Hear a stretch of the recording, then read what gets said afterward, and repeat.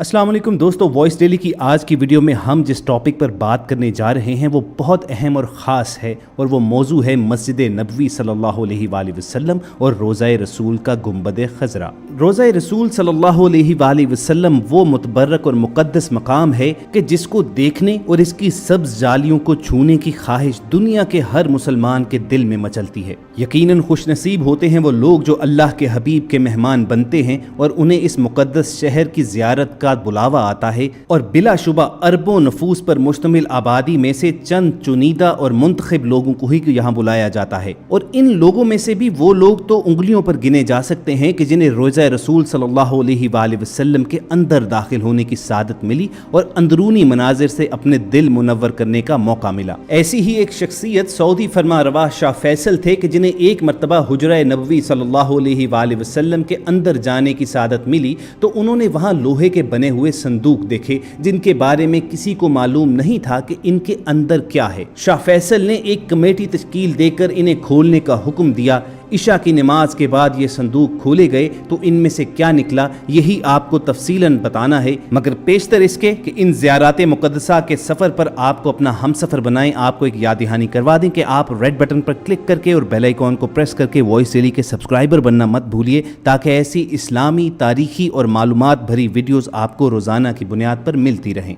ख़वातीन व हज़रात, रोज़ा रसूल सल्लल्लाहु अलैहि वसल्लम की हिफाजत और उसकी अंदरूनी देखभाल के लिए सऊदी हुकूमत की जानिब से हमेशा खुसूसी इंतज़ामात किए जाते हैं और चंद मखसूस अफराद के अलावा रोज़ा रसूल के अंदर किसी को भी जाने की इजाज़त नहीं होती है। हत्ता के सऊदी शाही ख़ानदान के अफराद भी बिना इजाज़त के रोज़ा रसूल सल्लल्लाहु अलैहि वसल्लम के अंदर जाने की जुर्रत नहीं कर सकते। हुजरा नबवी रोज़ा रसूल सल्लल्लाहु अलैहि वसल्लम के अंदरूनी हालात व मनाजिर और वहाँ मौजूद तबक़ात हमेशा से मुसलमानों के लिए बाइसे दिलचस्पी रहे हैं। ख़वातीन व हज़रात, नबी आखिरुज़्ज़मा हज़रत मोहम्मद सल्लल्लाहु अलैहि वसल्लम के रोज़ा मुबारक के अंदर क्या है इसके बारे में कई कहानियाँ और दास्तानें मशहूर हैं। इंटरनेट पर आपको जा बजा ऐसी बेशुमार तस्वीरें मिलेंगी कि जिनके बारे में दावा किया जाता है कि ये रोज़ा रसूल सल्लल्लाहु अलैहि वसल्लम के अंदरूनी मनाज़र हैं। अनवाउ अक़साम की कब्रों को रसूलुल्लाह सल्लल्लाहु अलैहि वसल्लम की मरकद करार देकर शेयर किया जाता है। कभी कभार किसी आदमी के बारे में ये मशहूर कर दिया जाता है कि ये रोज़ा रसूल सल्लल्लाहु अलैहि वसल्लम के खादिम हैं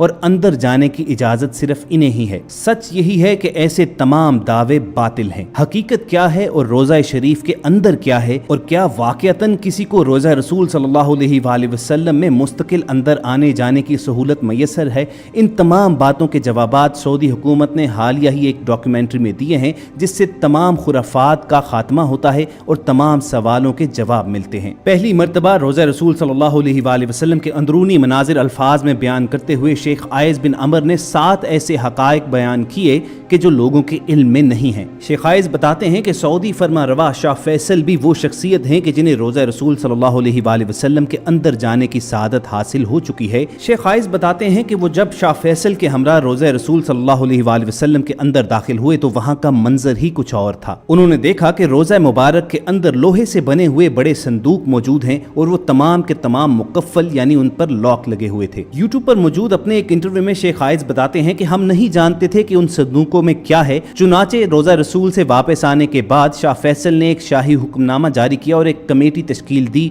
ये जानने के लिए कि उन संदूकों को खोला जाए और ये मालूम किया जाए कि उनके अंदर क्या है। ये संदूक दरअसल सल्तनत उस्मानिया के ज़माने ही से रोज़ा मुबारक में मौजूद थे। एक शाम को शेख आयज़ अपने साथ एक नुमाइंदा लेकर रोज़ा मुबारक के हुजरे में दाखिल हुए। उनके साथ ज़ेवरात का माहिर एक शख्स भी था। हुजरा नबवी सल्लल्लाहु अलैहि वसल्लम में दाखिल होकर मुकफ्फल संदूकों के ताले खोले गए और अशिया का जायजा लेना शुरू किया गया। शेख आयज़ बताते हैं कि जिस संदूक का सबसे पहले मुआयना किया गया उसमें सोने के ज़ेवरात पाए गए, जबकि दूसरे संदूक से चांदी की जंजीरें बरामद हुई जो किसी ज़माने में खाना काबा और रोज़ा रसूल के दरवाजे से मुंसलिक थी। हमें हुजरे से नबी करीम सल्लल्लाहु अलैहि वसल्लम की ज़ात से मुंसलिक भी कुछ तबरकात मिले। कमेटी ने 15 रोज़ तक تک حجرے میں موجود اشیاء کا جائزہ لیا اور بعد ازاں حجرے سے ملنے والے زیورات کو مدینہ منورہ کے میوزیم میں رکھنے کی تجویز پیش کی گئی۔ آج یہ تمام نوادرات مدینہ منورہ کے میوزیم میں رکھ دیے گئے ہیں تاکہ عام لوگ بھی ان کی زیارت کر سکیں۔ خواتین و حضرات، یہاں پر ایک وضاحت نہایت ضروری ہے کہ شیخ آئز بھی اصل قبر مبارک تک رسائی نہیں رکھتے تھے۔ جیسا کہ ہم سب کو معلوم ہے کہ حضرت صلی اللہ علیہ وآلہ وسلم کا وصال ام المومنین حضرت عائشہ صدیقہ رضی اللہ تعالی عنہا کے حجرہ مبارک میں ہوا تھا اور وہیں آپ کی تدفین ہوئی تھی۔ اس کے بعد حضرت ابو بکر اور حضرت عمر رضی اللہ تعالی عنہم بھی وہیں پر مدفون ہیں۔ اس طرح روضہ شریف کے اندر 3 قبریں موجود ہیں۔ اگر آپ کو انٹرنیٹ پر کوئی بھی ایسی تصویر ملے کہ جس میں صرف ایک قبر دکھائی دے رہی ہو تو یہ جان لیجئے کہ یہ تصاویر جعلی ہیں۔ ویسے بھی رسول اللہ صلی اللہ علیہ وآلہ وسلم کی مرقد مبارک کی اصل تصویر دنیا میں موجود نہیں ہے، اس لیے کہ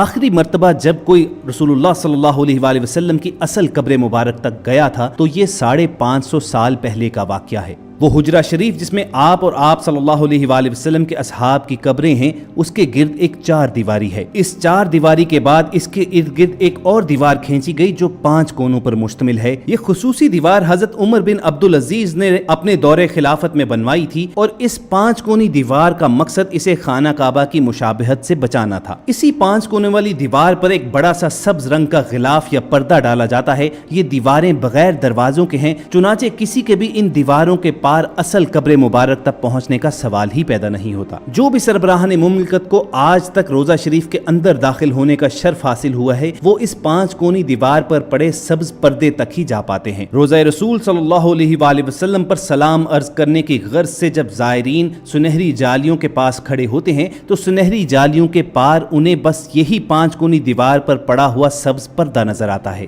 گزشتہ 1300-1400 برس میں اس 5 دیواری حجرہ کے اندر سوائے 2 افراد کے کوئی نہیں جا سکا۔ پہلی بار 91 ہجری میں حضرت عمر بن عبدالعزیز رحمت اللہ کے دور میں ان کا غلام اور دوسری بار 881 ہجری میں معروف مورخ علامہ اسمہودی کے بیان کے مطابق وہ خود اس 5 دیواری حجرے کے اندر گئے۔ آخری بار 881 ہجری میں حجرہ نبوی صلی اللہ علیہ وآلہ وسلم کی دیواریں پرانی ہو جانے کے باعث ان کی تعمیر نو اور ان کی زیبائش و آرائش کرنا پڑی۔ اس وقت نامور مورخ اور فقیہ علامہ نور الحسن اسمہودی مدینہ منورہ میں ہی موجود تھے اور انہیں حجرہ مبارک کی دیواروں کے تعمیر نو کے کام میں حصہ لینے کی سعادت نصیب ہوئی۔ علامہ اسمہودی لکھتے ہیں کہ 14 شعبان 881 ہجری کے دن 5 دیواری کو مکمل طور پر ڈھا دیا گیا۔ دیکھا تو اندرونی 4 دیواری میں بھی دراڑیں پڑی ہوئی تھیں، چنانچہ وہ دیوار بھی گرا دی گئی۔ اب ہماری آنکھوں کے سامنے مقدس حجرہ تھا۔ مجھے وہاں پر داخلے کی سعادت ملی۔ میں شمالی سمت سے داخل ہوا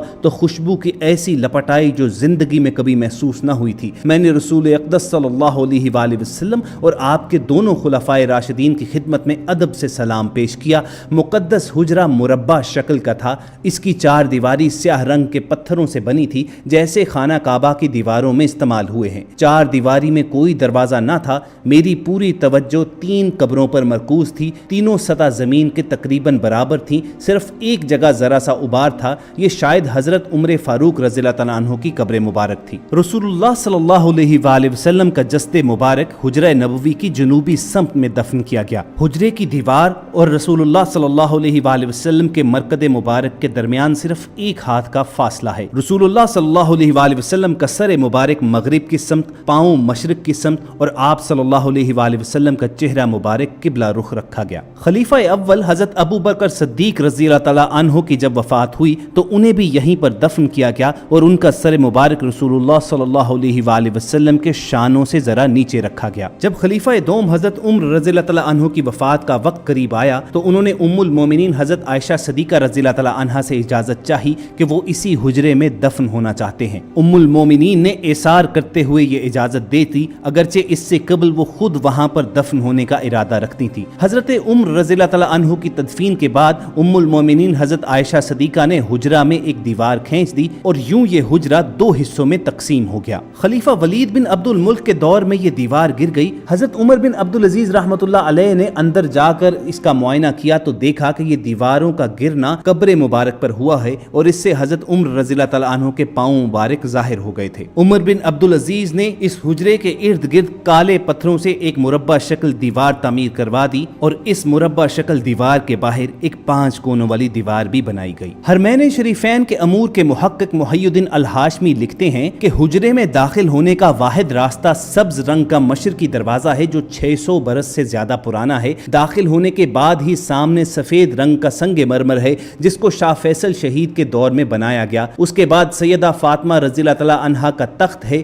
اور اس کے عقب میں ان کی محراب ہے۔ تخت وہ مقام ہے جہاں سلاطین اور حکمرانوں کی جانب سے پیش کیے جانے والے قیمتی تحائف کو رکھا جاتا تھا۔ اس تخت میں موجود تمام اشیاء کو ٹرین کے ذریعے استنبول کے توپ کاپی محل پہنچا دیا گیا تھا جہاں وہ آج تک محفوظ ہیں اور لاکھوں کروڑوں لوگ آج بھی تبرکات روضہ رسول صلی اللہ علیہ وآلہ وسلم کی زیارت کرتے ہیں۔ تو دوستو یہ تھی روضہ رسول صلی اللہ علیہ وآلہ وسلم کے اندرونی مناظر کی تفصیل جو وائس ڈیلی کی ٹیم نے آپ تک پہنچائی۔ ہمیں پوری امید ہے کہ اس ویڈیو سے آپ کی انفارمیشن میں ضرور اضافہ ہوا ہوگا۔ اگر آپ کو وائس ڈیلی ٹیم کی یہ کاوش پسند آئی ہو تو اسے لائک کر کے فیس بک اور واٹس ایپ کے ذریعے زیادہ سے زیادہ لوگوں تک پہنچائیے، اور اگر ایسی اسلامی تاریخی اور معلوماتی ویڈیوز آپ فیوچر میں بھی حاصل کرنا چاہتے ہیں تو وائس ڈیلی کے سبسکرائبر بننا مت بھولیے۔ ایسے ہی کسی اور سیشن کے ساتھ دوبارہ آپ سے ملاقات ہوگی۔ اپنا اور ارد گرد کے لوگوں کا خیال رکھیے اور سنتے رہیے وائس ڈیلی۔